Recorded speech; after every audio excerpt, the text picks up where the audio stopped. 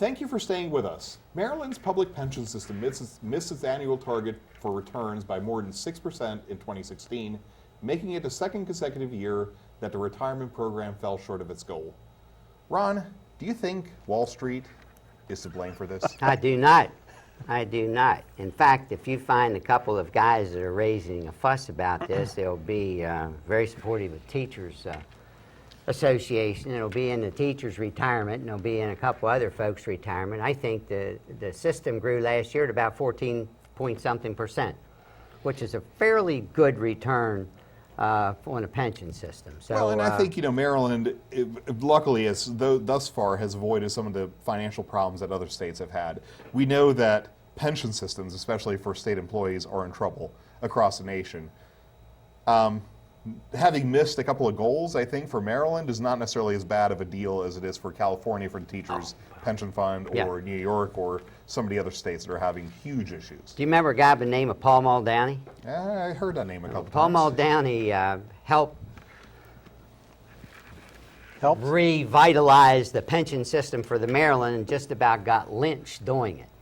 Yeah. Because what he did at the time was right. Right. But maybe some of the things he said could have been softened a little bit, but what he did was something that had to be done. And it's something now that there just seems like there's one element of society we can never satisfy when it comes to pay. But this pension shortfall, regardless, and I would agree, 14-point-some-odd% ROI is good in my opinion, excellent perhaps, but this miss is going to cost us budget funds somewhere, because we've got to make that up if we don't exceed targets in future years. Was correct? the budget shortfall from the revenue that came in, or from the amount of taxpayers' money that was subsidizing from the General Assembly?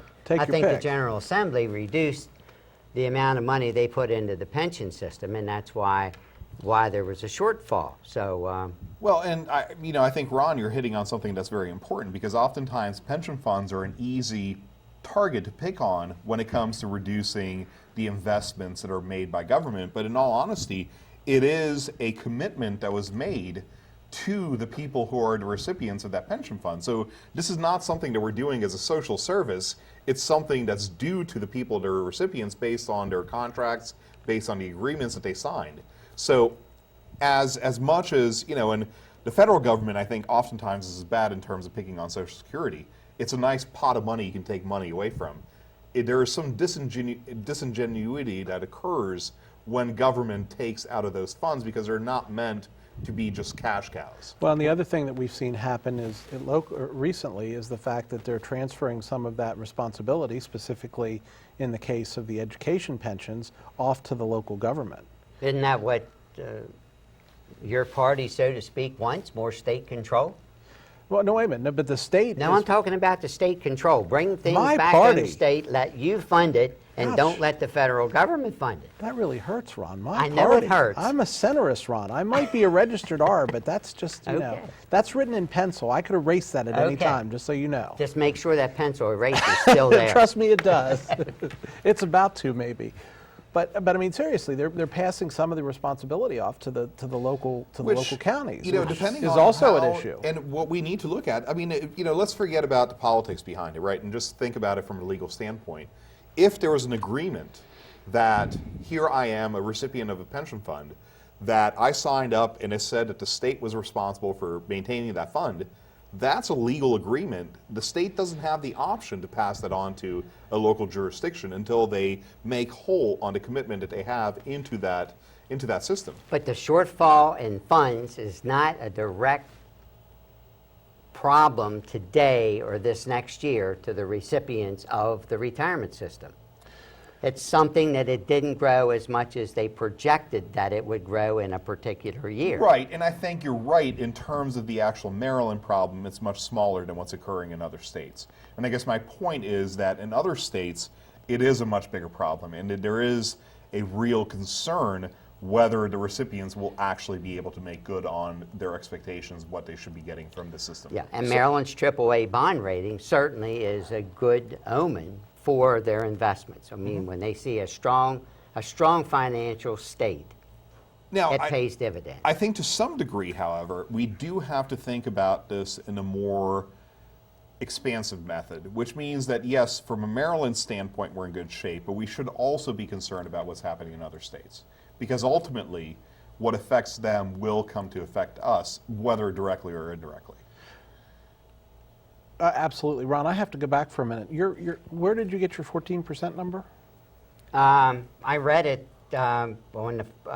today. I read Okay, it today, okay. and one of All the right, well, things that was sent out, I went in and reviewed the whole thing. Okay, that's cool. Because the Washington Post says, according to the Washington Post, it was a $45.5 billion investment portfolio. It was scheduled, or it was hoped that they would make 7.55%. They actually made 1.16%. If you reread it, that was probably written by somebody that was anti-Maryland, and probably one of the two people that was in opposition to it being done, that they're there every year. Okay. So if you go back and read it, you're going to find 14%. Okay. All right.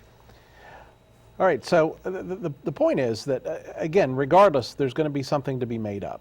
So. Yes, and again, that's a fair point. I think as a state, we're probably in better position to make that up because we've had budget surpluses and everything else in the last few years. Is that a perfect scenario to be in? No, but Maybe this year it's a problem. Maybe the next 2 years it outperforms the expectations, and you're right back to where we are. well, and I think you take an average of 10 exactly, years. and I think you're absolutely right. And certainly, the economic track that we're on currently would make most of us think that, optimistically, we're going to be in much better shape over the next few years anyway. We hope so. We hope so. Up next, this week's election update. Very exciting. Stay tuned.